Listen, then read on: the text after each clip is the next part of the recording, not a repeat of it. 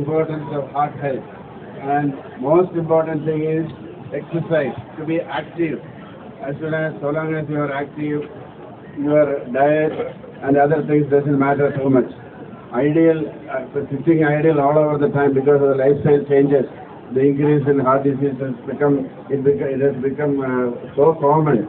So commonest cause of death is now heart disease. So all of you, while walking, you yourself are improving your health. You should go to your workplace and nearby families, everybody. The duty is to send the message that prevention is better than cure. Thank you very much. Thank you so much for joining us for this activity. I am Dr. Pramod Jaiswal, Senior Interventional Cardiologist at SIMS Hospital. Why we have chosen walking is because walking is the best and easiest exercise. It used to be a norm and now it is to be promoted. So that's the sad state that we have got so much mechanization, so much of gadgets in our life, and life has become so busy that people don't get time to walk. So something which was a norm has become now something to be reminded to people. Walking is easiest, the best exercise, keeps your body healthy, keeps your heart healthy, avoids risk of heart attack, avoids risk of stroke, postpones any onset of hypertension, diabetes, and it also helps you to interact with people. You walk well, you get good digestion, you get good sleep, your muscles will be stronger, bones will be healthier. So please walk yourself, promote this activity amongst your people so that everybody can be healthy. We can together build a healthier nation. Thank you very much.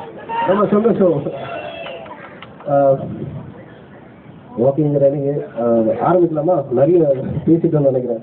Job பண்ணலாம். எல்லாரையும் பார்த்தது ரொம்ப சந்தோஷம். நிறைய அன்பு கிடைச்சிருக்கு நகர் கொஞ்சம் மூலியமா.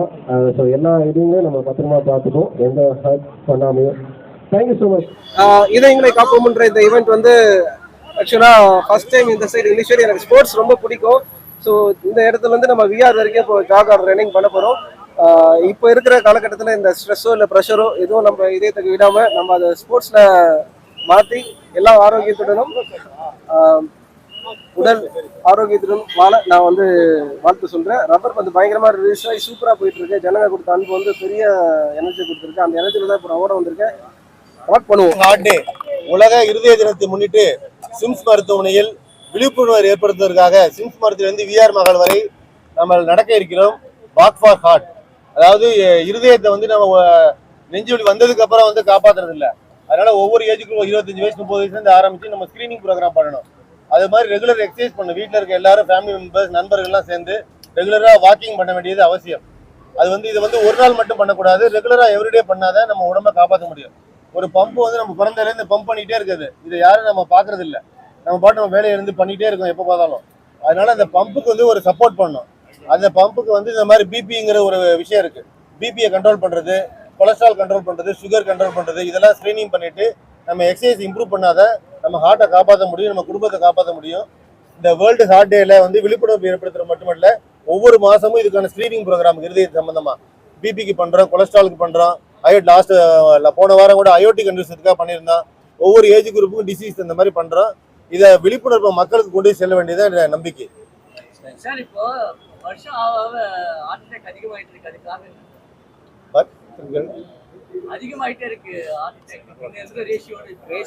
அதாவது டயட் நம்மளுடைய அதாவது எக்ஸசைஸ் பண்றதுல ரொம்ப டயட் ஹேபிட் மாறிடுச்சு. நிறைய பேர் நம்மளுடைய கரெக்டான டைம் வந்து 7 மணி காலையில் 7:30 மணிக்கு பிரேக்ஃபாஸ்ட் சாப்பிடணும். எல்லாரும் 10:11 மணிக்கு சாப்பிட்றோம். அப்புறம் வந்து 12 மணிக்கு மிட் நைட்ல சாப்பிட ஆரம்பிக்கிறோம். ஆக்சுவலாக நம்ம சர்க்காடியன் ரிதம் படி இப்போ சூரியன் வருது 7 மணி 6:30 மணிக்கு கிளம்புதுன்னா நம்ம உடம்பெல்லாம் சர்க்காடியன் ரிதம் பேஸ்ட் தான் வாழ்ந்துட்டு இருக்கோம். அது சூரிய வெளிச்சத்தை பார்த்தோம்னா அதான் ஃபர்ஸ்ட் எனர்ஜி நமக்கு. அதுக்கப்புறம் நம்ம உடம்புல வந்து ஒரு சுரப்பி எல்லாம் சிறக்க ஆரம்பிக்கும். ஒரு கேஸ்ட்ரிக் ஹார்மோன் வர்றது, நம்ம அடுத்த ஆக்டிவிட்டி ஹார்மோன்லாம் வர்றது, ஒவ்வொன்றும் அதை பொறுத்து தான் இருக்குது. அதுக்கு தகுந்த மாதிரி நம்மளும் சாப்பிடணும். அந்த டயத்தில் 7:30 மணிக்கு மேலே சாப்பிட்றது நைட் டியூட்டி பண்ணக்கூடாதுங்கிறாங்க. அந்த 9 மணிக்குள்ள சாப்பிட்டு படுக்கணும். அந்த ஹேபிட் இருக்கணும். நம்ம வந்து டோட்டலாக நம்ம ஒர்க்கிங் ஹேபிட்டே மாறி போய் அந்த இதை மறந்துட்டு வேற டயத்தில் சாப்பிட்றோம், வேற டயத்தில் படுக்கிறோம். அந்த மாதிரி எக்ஸசைஸை குறைஞ்சிடுச்சு. நைட்டில் செடன்ட்ரி லைஃப், நிறைய பேர் கம்ப்யூட்டர் வேலை செய்கிறோம், உட்காந்தே இருக்கும். அதனால யாருமே ஆஃபீஸில் ஒரு 5 நிமிஷம் நடந்தா போதுங்கிற மாதிரி இருக்காங்க. இப்போ ஒரு 60% பாப்புலேஷன் பார்த்தீங்கன்னா காரில் போகிறது, லிஃப்ட்டில் போகிறது, எங்கேயுமே நடக்கிறதே ரொம்ப குறைஞ்சிடுச்சு. இதை நம்மளே ஞாபகப்படுத்தி செஞ்சாதான் படுதலை பண்ண முடியுங்க. தேங்க்யூ.